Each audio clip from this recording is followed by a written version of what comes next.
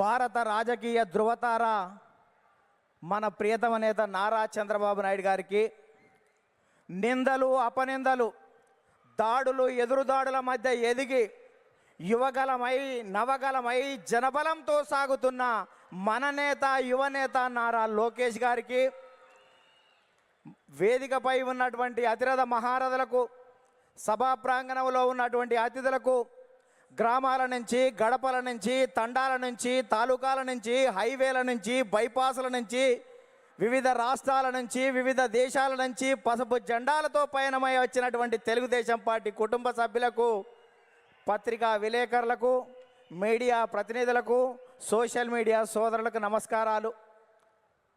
అందుకనే చెట్టు మీద కూర్చున్నటువంటి పక్షి కొమ్మ బలాన్ని నమ్ముకోదు, రెక్కల బలాన్ని నమ్ముకుంటుంది. తెలుగుదేశం పార్టీ కార్యకర్తల బలాన్ని బలగాన్ని నమ్ముకుంటుంది. కాబట్టి కార్యకర్తలే ఈ పార్టీకి ఇంధనం. అందుకే మీకు నా తొలి వందనం అని ఈ సందర్భంగా గుర్తు చేస్తున్నాను. అద్భుతమైనటువంటి వాతావరణం ఇది. మొన్నటి వరకు ఒక రకంగా ఉండే, మా కాడ ముక్కోడు పోయిండు, మీ కాడ తిక్కోడు పోయిండు. ఇవాళ ముక్కాయనేమో లిఫ్ట్ ఇరిగేషన్, తిక్కాయనేమో ఆత్మలతోటి మాట్లాడేటువంటి పరిస్థితి ఏర్పడ్డది. ఈ సమయంలో జనం కోసం, జాతి కోసం, పేదల కోసం, బీదల కోసం మహానాడు ఏర్పాటు చేసుకొని అధికారంలో ఉంటే ప్రజలకు చేయవలసిన దాని గురించి, ప్రతిపక్షంలో ఉంటే ప్రజా సమస్యల మీద మాట్లాడేటువంటి ఈ మహానాడు వేదికపై, ఈ మహత్తరమైన వేదికపై తెలుగు జాతి విశ్వఖ్యాతి అనేటువంటి అంశం మీద ఈ తీర్మానాన్ని బలపరిచే అవకాశం ఇచ్చిన బాబు గారికి ధన్యవాదాలు. సోదరులారా, స్వర్గీయ నందమూరి తారక రామారావు గారి మనందరి ఆరాధ్య దైవం, తెలుగువాడి ఆత్మగౌరవానికి ప్రతీక, నమ్మిన సిద్ధాంతాల కోసం మడమ తిప్పని యోధుడు, ఎందరికో రాజకీయ జన్మనిచ్చిన కారణ జన్ముడు, సినీ వినీలాకాశంలో రారాజుగా వెలుగుతున్నటువంటి సమయంలో రాష్ట్రంలో కేంద్రంలో ఉన్నటువంటి పరిస్థితి చూసి ఢిల్లీ పురవీధుల్లో దిగజారుతున్న తెలుగువాడి ఆత్మగౌరవాన్ని పరిరక్షించాలని, తెలుగువాడి ఆత్మగౌరవం అంగట్లో అమ్మే సరుకు కాదని నిరూపించాలని, గాఢాంధకారంలో ఉన్న తెలుగు జాతికి వెలుగులు ప్రసాదించాలని, రాష్ట్రంలో ఉన్నటువంటి ఆర్థిక అసమానతలు, సాంఘిక దురాచారాలు, ఇవాళ నిరుద్యోగం, నిరక్షరాస్యత ఇటువంటివి పారదోలాలని, పేదల కోసం, బీదల కోసం, బడుగు జనం కోసం, పల్లె ప్రజల కోసం, అణగారిన జనాల అభివృద్ధి కోసం ఆదర్శవంతమైనటువంటి విధానాల ద్వారా తెలుగుదేశం పార్టీకి శ్రీకారం చుట్టాడు అని ఈ సందర్భంగా గుర్తు చేస్తున్నా. అందుకనే తెలుగుదేశం పార్టీ ఆవిర్భావం తర్వాత రాష్ట్ర రాజకీయాల్లో పెను సంచలనం చంపింది. 9 నెలల్లోనే ఇవాళ అధికారంలోకి వచ్చినటువంటి చరిత్ర మనది. భారతదేశ రాజకీయాల్లో సంచలనాలు సృష్టించినటువంటి చరిత్ర మనది. ఒక ప్రాంతీయ పార్టీగా ఉండి భారత పార్లమెంట్లో ప్రతిపక్ష స్థాయిలో కూడా ఉండగలమని నిరూపించినటువంటి చరిత్ర మనది. భారత ప్రధానమంత్రులు, రాష్ట్రపతుల ఎన్నికలో కూడా ప్రధానమైన భూమిక పోషించినటువంటి చరిత్ర తెలుగుదేశం పార్టీ. అందుకనే తెలుగుదేశం పార్టీ ఆవిర్భావం తర్వాత గ్రామాలకు మౌలిక సౌకర్యాలు అందాయి, ప్రజలకు సంక్షేమ ఫలాలు అందాయి, ప్రజలకు రాజకీయ చైతన్యం వచ్చింది, బలహీన వర్గాలకు రాజకీయ జీవితం వచ్చింది అని ఈ సందర్భంగా గుర్తు చేస్తున్నా.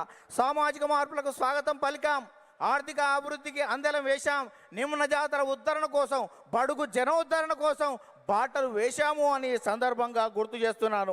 అందుకని సోదరులారా,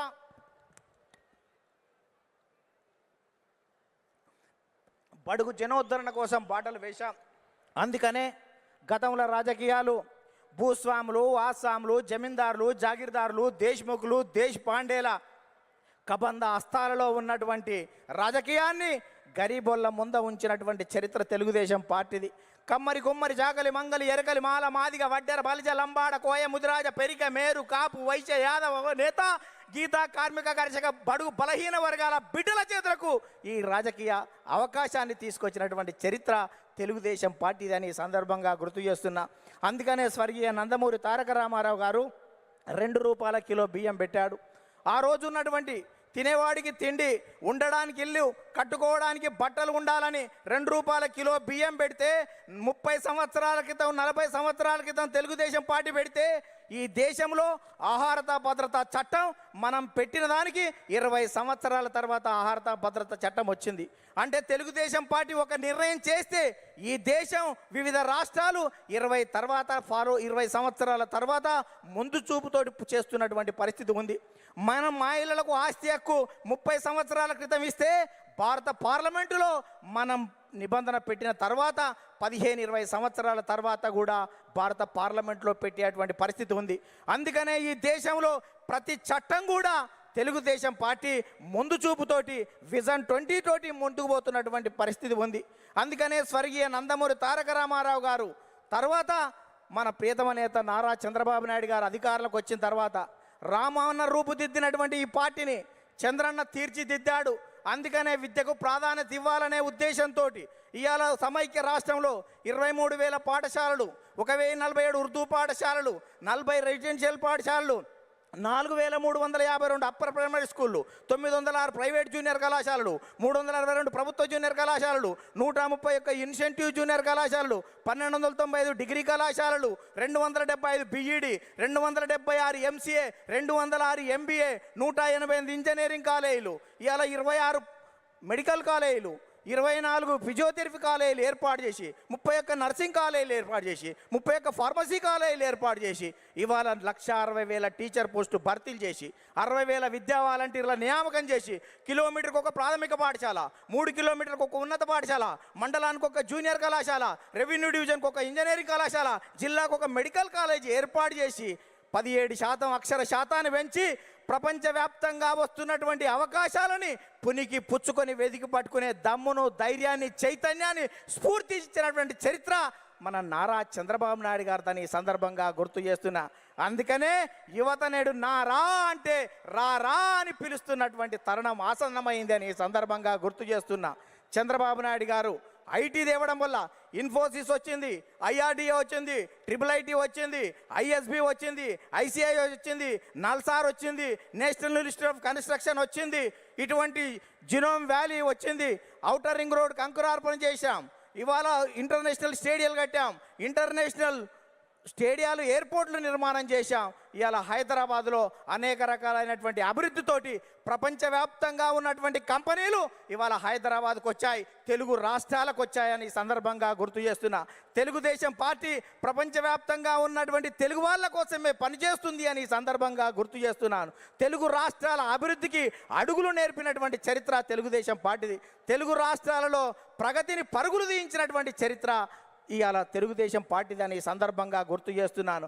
అందుకనే సోదరులారా, ఇవాళ ప్రపంచవ్యాప్తంగా నారా చంద్రబాబు నాయుడు గారి మీద ఉన్నటువంటి మమకారంతో ఇవాళ చంద్రబాబు నాయుడు గారు అనుక్షణం, ప్రతిరోజు, ప్రతి గంట, ప్రతి నిమిషం, ప్రతి క్షణం ప్రపంచవ్యాప్తంగా వచ్చినటువంటి మార్పులను గ్రహిస్తూ మనని చైతన్యం చేస్తూ ఆ వైపు మనల్ని తీర్చిదిద్దు తెలుగు జాతిని మహోన్నత జాతిగా తీర్చిదిద్దేటువంటి దానికి శ్రీకారం చుట్టాడు అని ఈ సందర్భంగా గుర్తు చేస్తున్నా. అందుకనే తెలుగుదేశం పార్టీ 20 సంవత్సరాల క్రితం చంద్రబాబు నాయుడు గారు జినోమ్ వ్యాలీ పెడితే కోవిడ్ టైంలో వ్యాక్సిన్ జినోమ్ వ్యాలీ నుంచి వచ్చి భారతదేశం మొత్తం ఇవాళ గర్వించదగ్గటువంటి వ్యాక్సిన్ 20 సంవత్సరాల క్రితం చంద్రబాబు నాయుడు గారు పెట్టిన జినోమ్ వ్యాలీలో తయారయ్యింది అంటే దేశం మొత్తం కూడా చంద్రబాబు నాయుడు గారికి ధన్యవాదాలు చెప్పవలసినటువంటి అవసరం ఉంది అని సందర్భంగా గుర్తు చేస్తున్నాను. అందుకనే అనేక మంది నేతలు రాజకీయంగా ఎన్ని విమర్శలు చేసినా మాన్యశ్రీ ప్రధానమంత్రి సైతం చంద్రబాబు నాయుడు గారి గురించి అనేక విషయాలు చెప్పారు.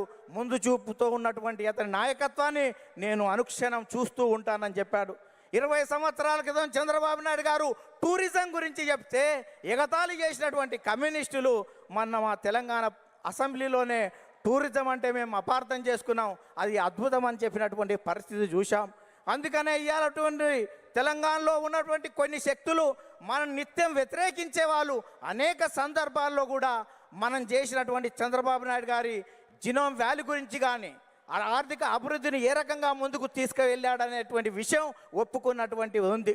అందుకనే ఇవాళ 2 రాష్ట్రాల్లో ప్రపంచంలో ఉన్నటువంటి తెలుగు వాళ్ళందరికీ తెలుగుదేశం జెండా కింద తెలుగు రాష్ట్రాలు కాదు ప్రపంచవ్యాప్తంగా ఈ తెలుగు జాతి ఏకం కావాలి, తెలుగుదేశం జెండా కింద మనం అందరం ఐక్యంగా ముందుకు సాగుతూ ప్రపంచంలో ఒక గొప్ప జాతిగా మనం కీర్తి గడించవలసిన అవసరం ఉందని చెప్తూ ఆ కార్యక్రమానికి శ్రీకారం చుట్టిన నారా చంద్రబాబు నాయుడు గారికి, లోకేష్ గారికి ప్రత్యేక ధన్యవాదాలు చెబుతూ మనమందరం కలిసి కట్టుగా కలిపి జట్టుగా ఈ పార్టీ ప్రతిష్టత కోసం కృషి చేద్దామని చెప్తూ ముగిస్తున్నాను. ధన్యవాదాలు.